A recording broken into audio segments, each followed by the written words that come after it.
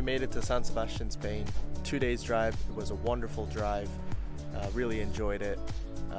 Now we're going to go through a drive through the city, see some of the sights there, and then we're going to do some driving on the highways in Basque Country. Let's drive.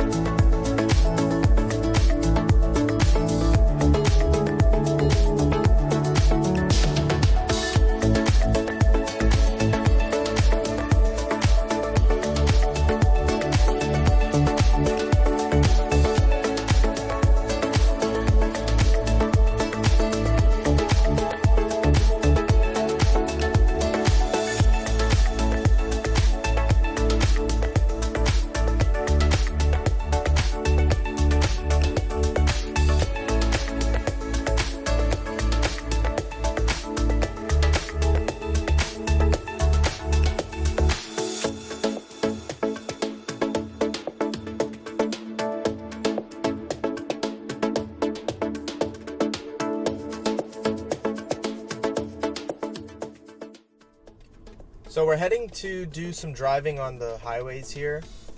Over the weekend when we arrived, we also did a drive to Bilbao from San Sebastian, which was about an hour.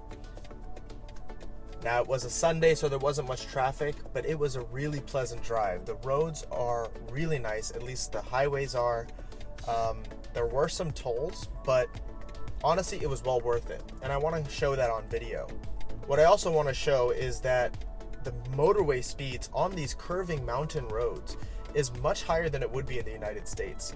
On these types of roads, I was surprised to see speed limits up to 120 kilometers per hour, and these were windy roads, but on similar roads in the United States, it definitely wouldn't be so high.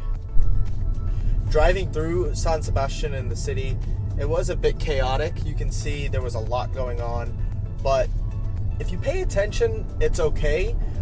There are scooters everywhere, there are motorcycles, the roads were narrow, but you know, it's not somewhere you drive through, it's more of a destination, or you drive there because you have to. I just wanted to show it on video. It is a beautiful city, absolutely beautiful, 100% would recommend.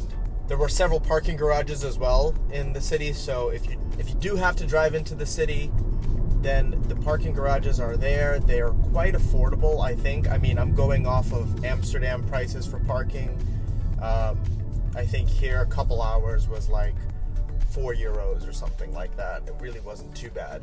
In one of my previous videos where I was describing why I think European drivers are better than American drivers, there was a lot of feedback that my perspective was skewed from driving in the Netherlands.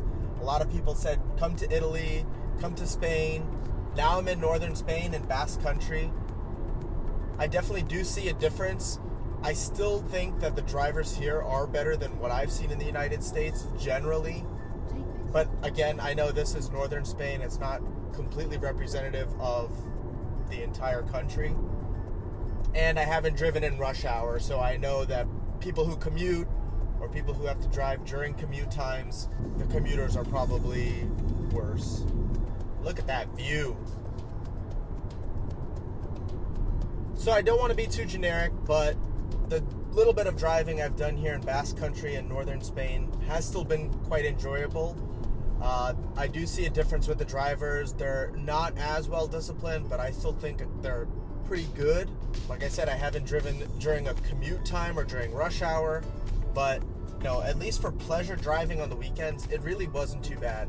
I love the mountainous roads. Now, I grew up in Florida, which is very flat. I live in the Netherlands now, which is also very flat. So anytime there's an opportunity to drive through mountainous roads, one, the scenery is just beautiful, but also the roads are just, curvy, winding roads that are just a complete joy to drive on. So that's what I'm looking forward to doing today. So while I agree being so generalizing and thinking that, all the European drivers are better, I agree, there are some differences with different countries. But the point of that video was that there are more rules and regulations and more of a strict process in many European countries, and most of you have agreed with that. And that stricter process at least gives an opportunity to have better drivers. The points I was making was that in the US, in most states, you don't have to go through as rigorous of a process. And people kind of just do what they want. Another interesting point that some people commented on in my last video was that in the US, culturally, there's this more individualistic culture. And I completely agree. So when you're a driver on the road in the US, you think you own the road, you own the lane, get out of my way, I do whatever I want. And Europe in general, and a lot of people agreed with this on the comments, Europeans culturally are more communitarian. They're looking out for each other while they're on the road. And yeah, there are some one-off people who just don't care and are kind of reckless drivers. But generally, when you have this communitarian feel of driving, it's a lot safer to drive. Now, yeah, I know in Eastern Europe, maybe not so much the case, but at least in Western Europe, and from a lot of feedback that I've heard in comments, it does seem like there's, the cultural differences play into that driving experience, and that's what I really enjoyed. I mean, these are pretty skinny roads by American standards, and, there's two-way traffic, there's big trucks, you really have to pay attention, you really have to focus, but if you do, it's really enjoyable. If you live in a region that's mountainous and you regularly drive on these roads, let me know how you enjoy it. Let me know in the comments below, because I don't live in a mountainous area. I never have. Like I said, I've lived in Florida and I live in the Netherlands, which is completely flat. What's it like to drive on these roads every day, or, have a commute that goes to these types of roads? I mean, does it get old? For me, it's just so exciting and so engaging, and I really just enjoy it.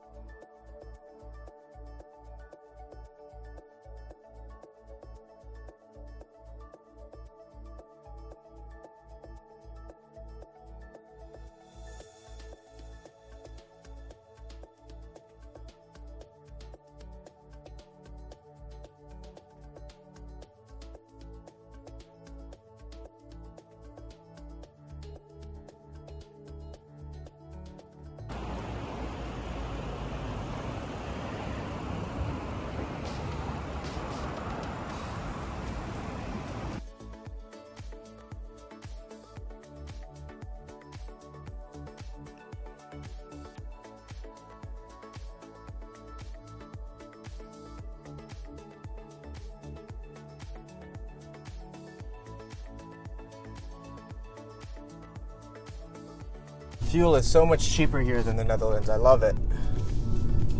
Alright, we're about to get on the highway. Autopista 8. Back to San Sebastian. So as I mentioned, this is a toll road, so we're going to have to get our ticket where we get on. Alright, got our ticket. Let's go. Okay, that was super confusing. And not very intuitive, but we figured it out. Let's go. So, like I was saying before, the speed limit on this road is 120 kilometers an hour. And it's a 2-lane highway, but relatively skinny, in my opinion, and thinner than North American style highways, right? So 120 kilometers per hour is the speed limit. People are doing more than that. And that's 75 miles per hour. Can you imagine a road in the United States with a 75 mile per hour speed limit going through mountainous terrain? I mean, I've driven through Virginia, West Virginia, and I think the speed limits there are maybe 55, 65. And yeah, this is much faster than I expected. I don't know what it's like in Colorado or other states that have mountainous terrain, but what's the speed limits there? Let me know in the comments below. But it's 120 kilometers, 75 miles per hour, That seems pretty quick to me. Now, they do have speed cameras on these highways, but they're pretty clearly marked, and they usually give you a warning in advance. And they're point-in-time speed cameras, so you can, as long as you're paying attention, you can slow down in time and not get a ticket. Now, there are certain parts where if it's a sharper curve, they do lower the speed limit on these roads. But, like, you know, this is a pretty moderate curve, I would say, and 120. So coming up here, you'll see this is the warning sign for the speed cameras that's coming up ahead. So as long as you notice that. Now, look, the speed drops as well, so you also have to pay attention. But you'll see the speed camera, and it's a bright yellow box on the right-hand side that also has the speed limit on it, which is pretty convenient, actually. Now, this is 80 kilometers per hour, sharper turn. You see, at least they do drop the speed. And here on the right side, the bright yellow box, you see that's the speed camera. It also says 80 kilometers an hour on it. For me, this curve isn't much sharper than the one where the speed limit was 120. Maybe because it's downhill, but now we're back up to 120 as the speed limit. One of the comments in my previous video was a complaint that speed limits change often in Europe, on European highways. You do see that a lot. The speed limits go up and down, and you really have to pay attention. That's why it's really convenient with newer cars where they have the speed limit in the cluster. It tells you what the speed limit is. It reads the sign. It's not always accurate. You definitely have to pay attention.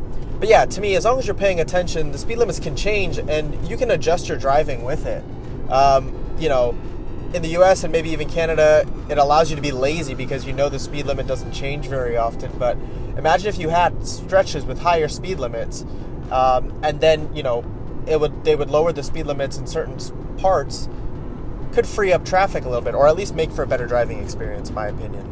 Now, speed limit drops again to 100, and then advisory speed limit of 80 kilometers an hour through the tunnels. I've seen that to be quite common through Spain as well.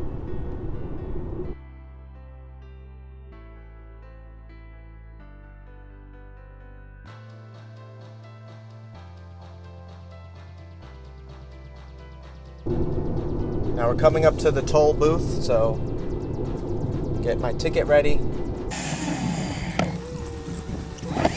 That toll was €4.53, and I wasn't really on much of the toll road. When we drove to Bilbao, which was about an hour long, the toll was €11 each way. But I mean, this is what I'm talking about. 2 lanes each way. There's there's a center divider, but no median.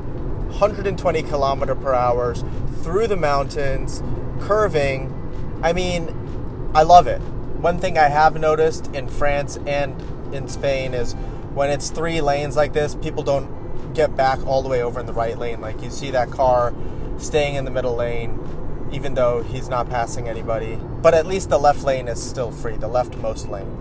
Well, we're almost back to San Sebastian now, so I'm going to end the video here. Hope you enjoyed this. I certainly really enjoyed driving through these beautiful roads through Basque Country. Let me know what you think. Please leave a comment below, and please consider subscribing. Thanks for watching.